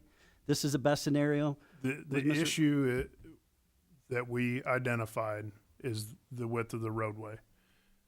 The one-way will address the width of the roadway problem. It will create others, which I was open about, on increasing traffic on other streets in the neighborhood. There's always cause and effect, right? This is just an option for you guys to consider. I won't take it personally at all if it dies right here and now. It's just I'm providing some options for you to address the residents in the area's complaint. And Mr. Landers is, again, also promoted that option, because stop signs, yield signs, pedestrian signs don't work in that situation. The key to that is a one-way. It stops them, and if not, they're in violation. Seems very simple, but Would it help the council if they actually spoke to the residents who have these concerns? I guarantee if I get on the phone with Mr. Wilson and ask him to come to council next week, him, his wife, and the 4 other people that were on that street with us would probably love to speak with you. Mr. Barrett, do you have something? Yeah, I mean, I know that it would impact those 4 people, but it would impact over 700 other vehicles that are going, through that at that time as well too. Would we be setting a precedence of complaints from residents that would have roads that could be potentially made into one ways going forward if we agreed to this? Because we could have the same scenario where the complaint was speeding, but it really wasn't speeding that was found. It's just that it's narrow, but we have other streets that are narrow in the city. So I'm kind of, I don't want to do something and then have other citizens come up and say, well, you did it for them. How come you're not doing it for us? I agree. I think I know what Mr. Hoblet's going to say, but go ahead. I do not believe a precedent would be established at all, Mr. Parrott, mainly because a traffic study was conducted by the city police department. And the recommendation... But the traffic study didn't show that it was a problem. Okay. The traffic study was conducted by the city police department, which gave a recommendation. The council, if they act on it, they're acting on the recommendation of the police department, which conducted the traffic study, not the complaint of residents. The traffic study was done because was the traffic study done because of the complaint? Yes. And it showed that the complaint wasn't valid. The speeding wasn't valid. Then he topped it with, it's not even a high accident street because there's hardly any accidents there. The only danger that I see is the width of that roadway where it's narrow between 8th and McLean 10th. Street. Right. When we leave here tonight on Sheridan or whatever street we're taking up, if a car's coming the other way, you have to pull over into an empty parking spot to let that car come around other cars. You can't go both directions. That's just right downtown here. Well, there's parking on both sides. I know, but if there's parking on both sides and it doesn't give enough room for 2 cars to go past. Yes, there's parking on both sides, but if 2 cars are coming, 1 car has to yield to the other car to go. So it's because we allow parking on both sides, it's a narrow issue. Yeah, I don't know. I think in this case that what it boils down to is, to Mr. Parrott's point, we take care of families that live in that road, at the expense of the 700 other people or whatever that's driving it. But if it was your neighborhood, would you care more about your children's safety or the 700 people that are driving by creating a potential issue or a problem, I guess, by coming off the road? I don't know. I'm not advocating either way. I'm just saying that's something to think about. Mr. Conzo? Thank you, Mayor. I drive that all the time because I don't live very far from there, as most of you know, and I drive on College all the time because it's the quickest way from my house to two of my favorite places to shop, which are Walgreens and CVS. But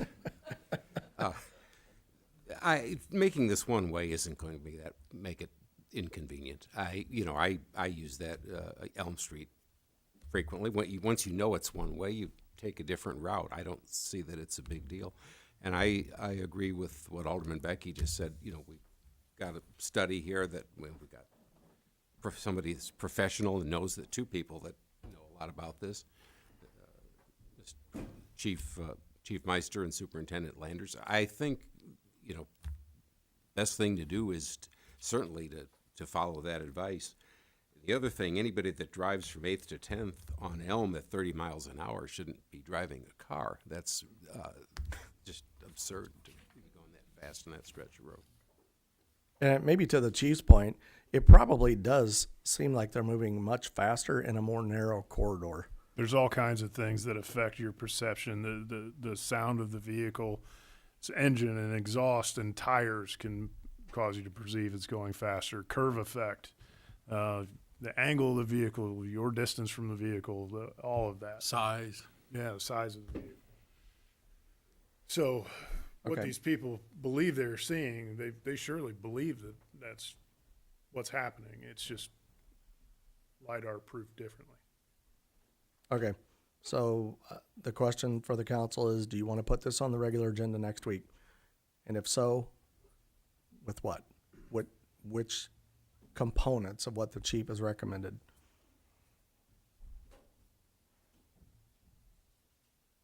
We can always put it all in there and amend it next week if you want.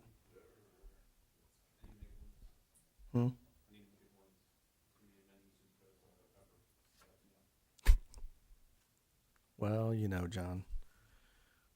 Never hurts to want. You can make an ordinance after the vote because we could vote on it, and then you can make an ordinance because there'll have to be a start date. They'll have to erect a sign, all kinds of, we got time. Okay. Mr. Clemens, I would put it on the agenda with the one-way northbound. do you guys still agree with reducing it to 25 miles an hour? Do we agree with the painted line? Well, actually, the painted line on the street only matters if you turn it into a one-way. So those two would go hand in hand. Mr. Becky and then Mr. Landers.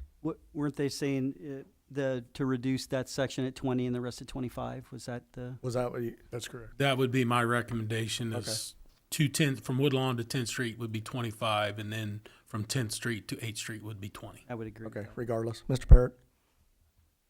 I then would want the sidewalks finished from where it stops there on, or wherever the half block on from 9th to 8th Street, just to be completed. Can we put that on our target, Mr. Landers? Yes, we can. Can you go down there and see if that is in fact a brick sidewalk at some point? I can. Suspecting it is? Yeah, I'm assuming it's there, but I'm assuming that we'll be doing more than what we just pictured just to repair stuff that's broken. Yeah. I'm not going to do a half a block when I've got a whole block or more that's already fractured and broke. So I think the scope of the project would be probably get bigger, just because I don't want to put a good section in the middle of two bad sections. Correct. Okay, that's fine, because if we're doing it for the safety aspect, we want people walking on the sidewalks and not in the street. And I know I walk in the street with the dog because there's just no sidewalk, and I feel like I'm walking in people's yard. And I don't like doing that either. Yeah. I saw somebody pushing a stroller with a child on that side of the road against that concrete wall the other day. Okay, so we'll just place it all on the agenda. If you guys reconsider before next week, we'll address it then. Okay? All right. Chief, thank you to your department for doing the traffic study. Mr. Landers, you as well for your assistance. Okay. All right, moving on. Item number 7, an ordinance authorizing and providing for the issuance of not to exceed $8,250,000 aggregate principal amount general obligation bonds, alternate revenue source, Series 2026 of the city, and for the levy of a direct annual tax sufficient to pay the principal of and interest on said bonds. Mr. Hoblet, or Mr. Conzo, whoever would like to take it. Well, this is, for the most part, things we've already talked about. You know, this is for the Fifth Street Road project. We've talked about different options with this, ranging from 20 to 25-year repayment. You can go as long as 30, which would not be a good idea because the interest would be substantially more. I talked with the mayor about this, and I've talked with the city clerk about it. I think with the options that we have, probably the 22-year is the best option. That's not specified in the ordinance. The ordinance sets the parameters from anywhere from 20 to 30 years. I think we've talked about everything that I can think of to talk about with this. Obviously, this is a major expenditure for the city. Probably the largest, certainly is the largest single bond issue the city has ever had. I know the sewer loans are also large, but that's a much different type of thing because that enterprise fund generates the money to pay for that, which is not the case with a road. Unless we make this a toll road, this is, and I'm not suggesting that, please, so, but unless we do that, this is, this is not going to pay for itself. This is something we're going to have to pay for. But we don't have much choice. This project is something that needs to be done. The council has decided. So that's what we have in front of us. If we do this, we'll start to see we will see the proceeds from this bond if this is approved early in June. And I know the construction is already underway, so we're going to have some expenses associated with that very soon. Okay. Mr. Hoblet, anything to add? Okay.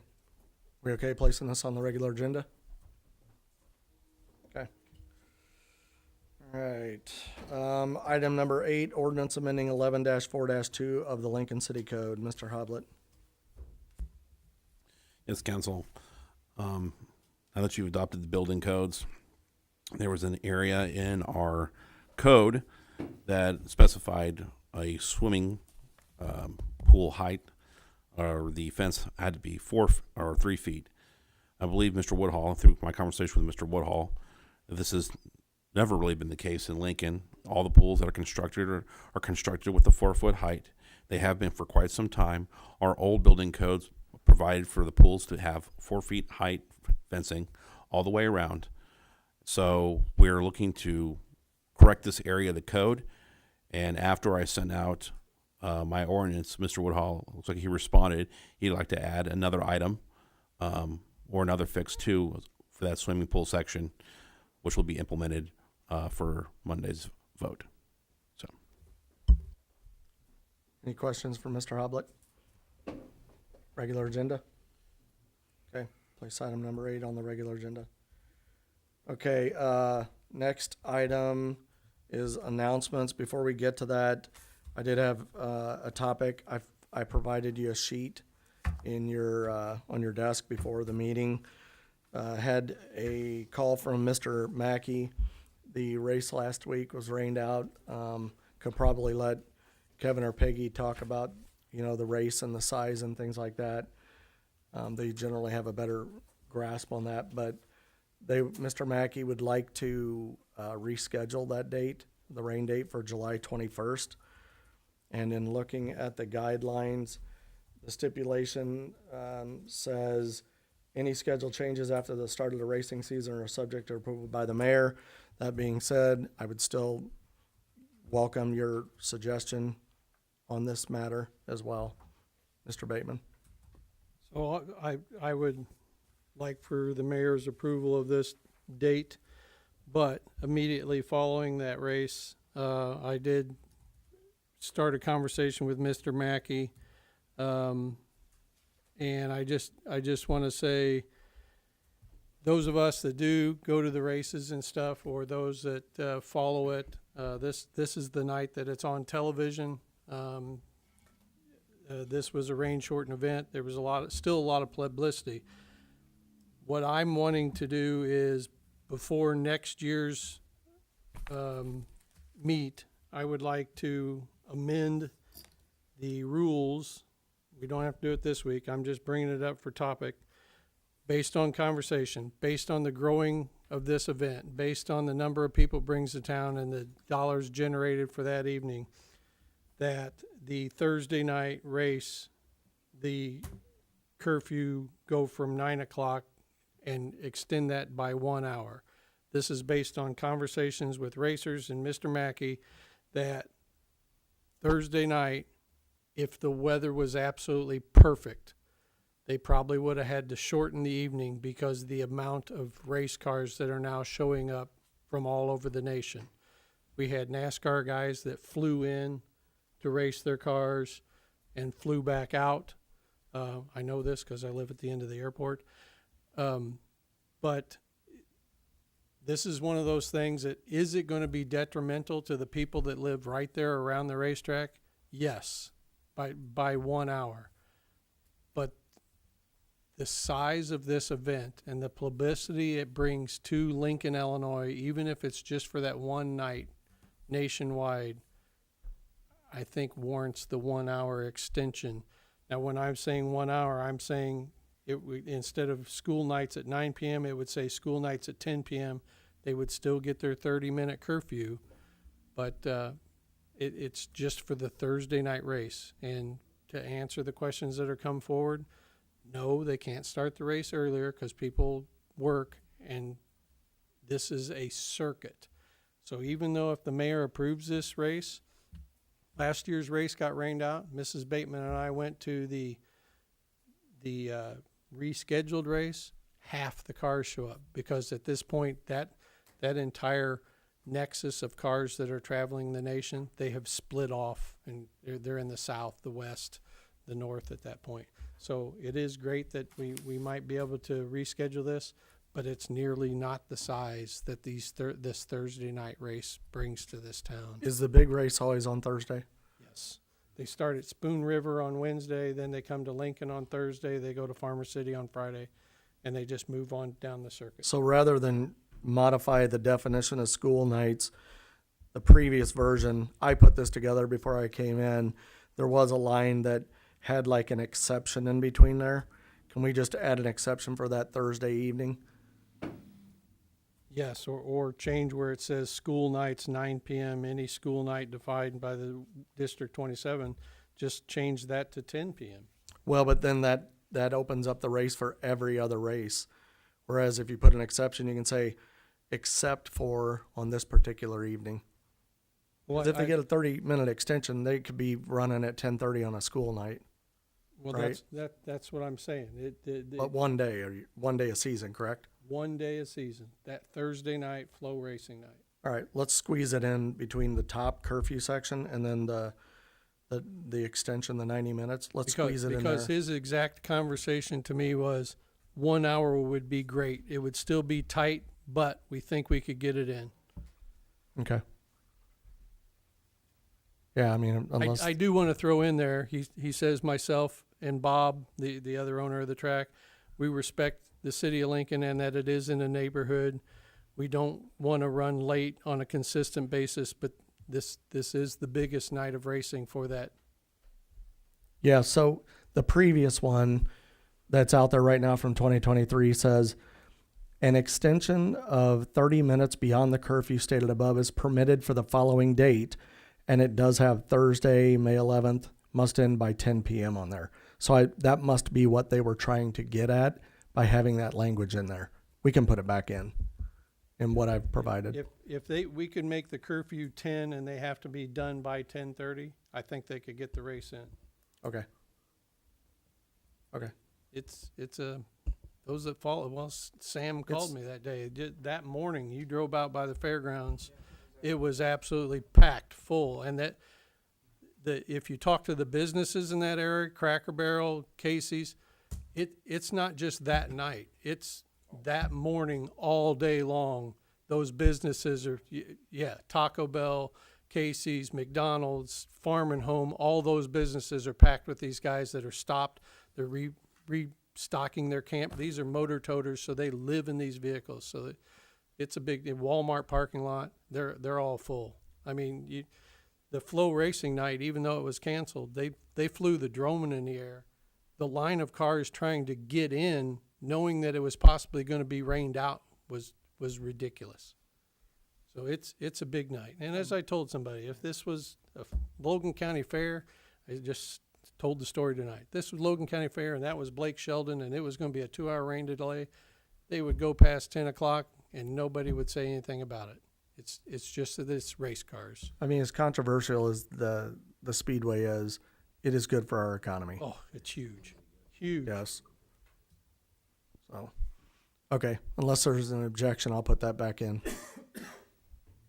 Okay. So, what I'd like to do is, do we have to really, you think we should adopt these guidelines again? Yeah, amend them and then bring them back for approval by the council? Yeah, okay. So can we place that on the regular agenda? Just the guidelines, new Lincoln Speedway racetrack guidelines. You are approving the July date. Unless there's an objection by the council, I will. Okay. Ms. McClellan? So this is everything else on here is the same as it's always been. Correct. Okay. Yep.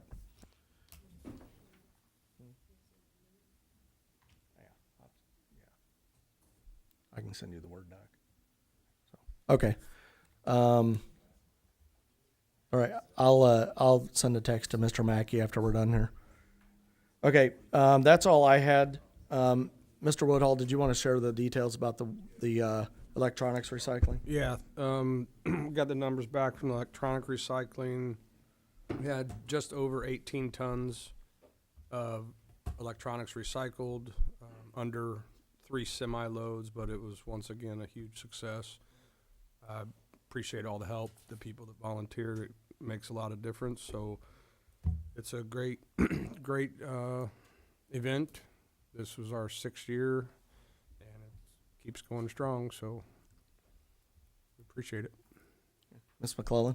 That was a lot of fun too. Just meeting members of the community as they come through. Everybody's really thankful to be able to get rid of the items that they've had hidden. Most of them been hidden in an attic or a basement or something. So they're very thankful, and so thank you all for doing that. Yeah, it's a wonderful benefit.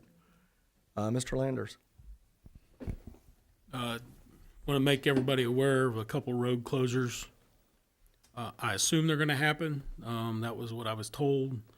Clinton Street between Logan and Chicago Street will be closed tomorrow for a restoration repair on a repair that the Illinois American Water did.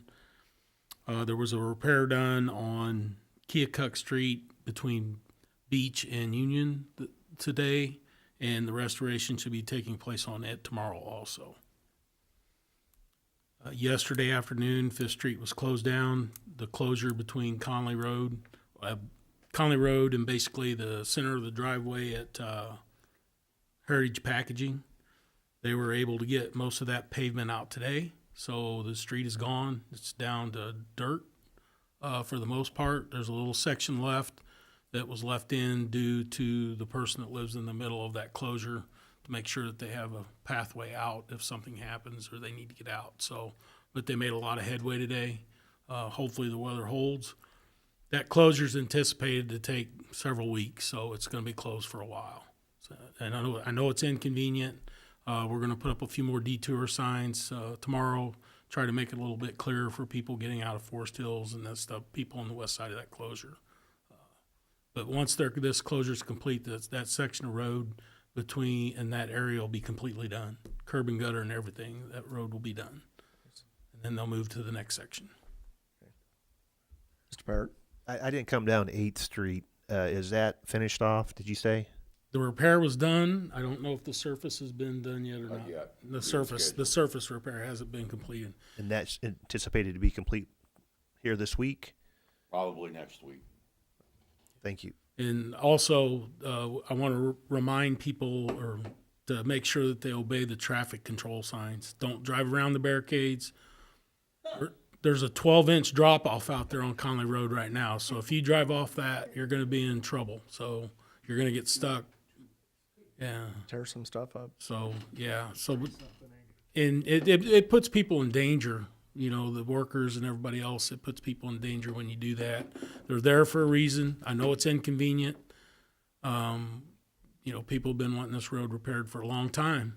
Now it's happening. So anything they can do to help move it along would be great. Just obey the traffic control signs. And if you have questions, please call.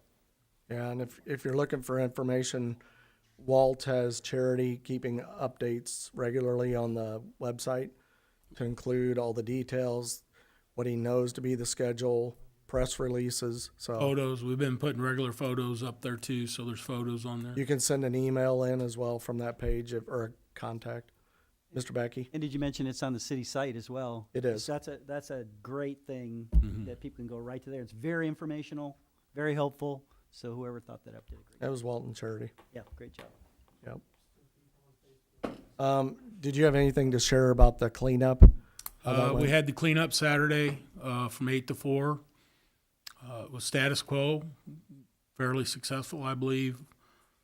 You know, you always wonder, is this as much as last year, or is it more, or is it less? I don't know. I think it was pretty average. I think our tire collection, because we collect tires at the same time, was not as much. It was a little less, I believe. Yeah, so they were finishing hauling off the other dumpsters today. We'll get data on it later. They'll give us the tonnages and how much material we hauled to the landfill. So, but Okay. yeah, it was successful. Good, good. Ms. Bateman, did you have anything about Third Fridays? Rain. Oh, no. Third Friday's this Friday. Hopefully it won't rain. Don't want to disappoint. Yeah. Harmony The Grits, Grits is Holly. Yep. And it's American Heroes. Yep. Is the thing. And we can still use one person on the bouncy houses. Thanks to everybody that signed up already. Mr. Conzo, do you have something? Okay. Anybody else have an announcement? He would have a lot of fun, I think. He would. He would. You probably talk to him about typewriters, trains. He'd still be wearing that same outfit minus the jacket. Yep. You know, you're a staple in Lincoln. We should put a statue of you in the museum.